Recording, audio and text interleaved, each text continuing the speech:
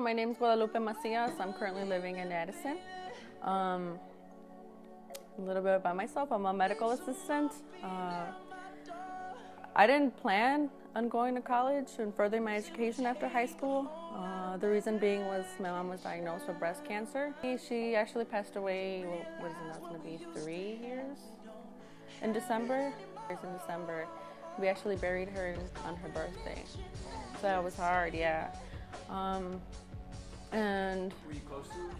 oh yeah, she's my best friend. It's still hard up to now for all of us, for my sisters and I. So she was actually the one who kind of pushed me to be a medical assistant. Okay. I don't know, just seeing her go through everything. I'm the one who kind of took her to doctor's appointments too when I could. Because like Lupe, my cousin, he lost his... Yeah, my mom was actually, they knew each other. Oh, really? They did. Oh, no My way. mom and his mom knew each other. Yeah.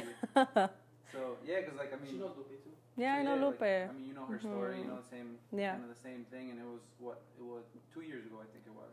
It was around the same, It was around the same time. too. So... Women are beautiful. That's all I can say, you know? Exactly. But yeah, I mean, Dad wasn't around really. We got to see him on the weekends. How old were you when you guys got, or when your parents got divorced? I was like 10 years old. 10. Yeah, I was 10 when they got divorced. So at 10 years old, I had to step up and be like mom, because my mom, she got into like a really bad depression. So she would come home from work right and after sleep. She got diagnosed, or no, she got before in the past. Before in the past. This was during the divorce. So she got diagnosed in 2008, which was my 8th grade year. It's a different story. Do you have any brothers and sisters? 2 sisters. 2 sisters? 2 little sisters. I'm the oldest. Oh, man. Yeah. So it's a lot on your shoulders and a lot of responsibility. Yeah. A little bit about your mom. Like, who was she? Who is or, she? like, how did you think maybe she influenced you, you know? Oh, man. So my mom was the best. So she influenced me in a lot of ways. I don't even know how to describe her. She's like no other. Yeah. So, like I said, she pushed me to go to school and further my education. I went to school. It was just a tech school for medical assistant. I actually got a full scholarship. Yeah, wow, so they actually paid me to go to school for medical assisting, okay. and that's so. Of course, with the struggles of breast cancer and metastasized, so of course, I mean, it's spread to her brain, her one in her neck and her back, and just everywhere. And of course, we struggled financially, so that helped a lot. Because with that little car that I was able to buy, my Jetta, nice. I was able to move her around from her chemos and radiations, and it was just a little extra help. Very nice. If there's something that you can maybe tell to someone that's probably going through the same thing that you were going through, what's like something that you could maybe like recommend or something that like, I don't know, you wish you did a little bit different? Because like, I mean, there's so many situations where you're growing up and that your parents are taken away from you, especially to like cancer.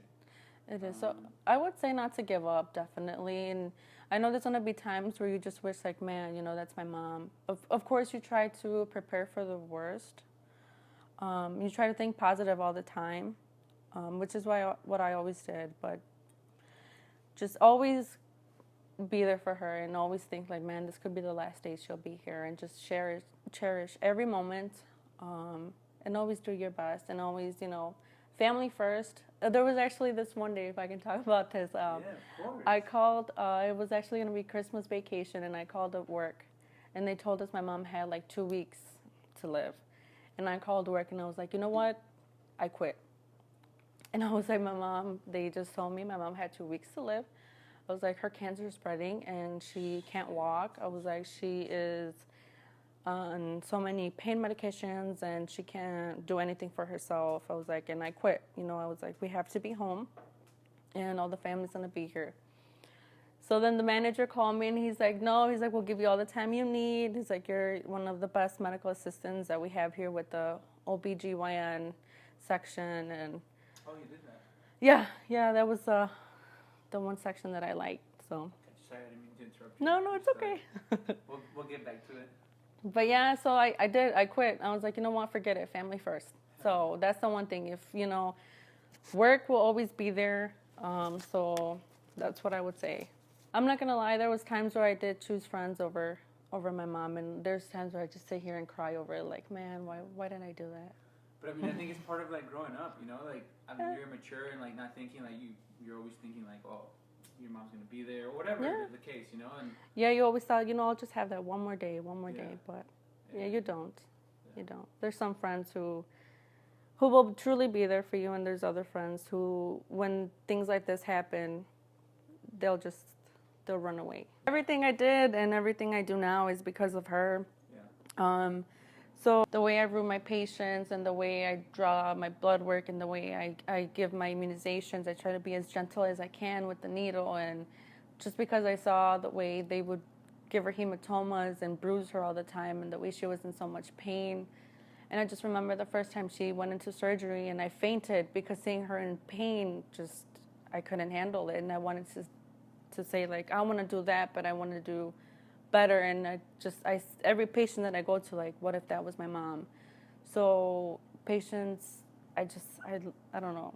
Everything I do now, I do it because of her. I want to actually see myself in the operating room. Yes, I do. Yeah. And it's always been Hawaii. I visit there, 2 times. I went 2 times. You've been there. Nice. Yeah, I have family out there, so I went to go visit. And I did apply for some jobs, and I had a few job offerings. But, of course, with my mom passing, I'm my younger sister's legal guardian. Okay. So I do take care of her. Oh. And I couldn't take the jobs out there due to her because of softball and her schooling. So she decided to stay here, so I have to kind of hold back. So she's still in high school? She's still in high school, yeah. She's going to be a sophomore this year. So hopefully in the future, I see myself in the operating room, probably in Hawaii. Nice. On the beach somewhere. Very nice. My uncle was stationed out there. He was in the Marines. He was in the Marines. Yeah, and he got married. And he stayed out there. I heard it's beautiful out there. It is. I heard it's like, well, I mean, you've seen it. Yeah, it's nice. And I loved it. What is it? What's one of the islands that you would, like, is it Hawaii? Or is it a certain part of Hawaii that the island that I went to was Oahu. Oahu? Yeah, that's the island where he lived, so that's the only one I went to. Nice. Yeah, but it's pretty expensive out there. Yeah, so. how long did you stay out there for? A week. Just the little one. The other one is she's gonna be 21, so she's on her own. The little one is 15. So yeah. Are you in a current relationship right now? No. You're not. Mm-mm. Okay. So then, what would be your ideal man or ideal? My ideal man would be someone who has their life together. Someone who, I feel like I've grown up so quickly, so I have my, I guess my career. I want that kind of man who knows what he wants in life, and I would like an older man. Yeah? Yeah. I don't want a young man. 10 years older or 2 years older? I would say 10 years older, yeah, yes. Really? Mm-hmm. Okay. Celebrity crush. A celebrity? Oh. Do baseball players count? Of course. I would say Javi Baez and Wilson Baez, Contreras. huh? And Wilson Contreras. Yeah? Yes. Nice. Yep. Those are mine. And my sister's going to kill me for this, too. Cubs fan? Yep. Why, she's a Sox fan? No, because those are hers, too. Oh, really? Mm-hmm. Nice. So I would just say there's just not to give up. There's days you just want to hide and crawl under a rock and feel like this is it. And, God has a plan for each and every one of us. And at the time, we might not know what it is. But just know that we're all destined for greatness. And one day, we will find it. And at our time, we'll know what it is.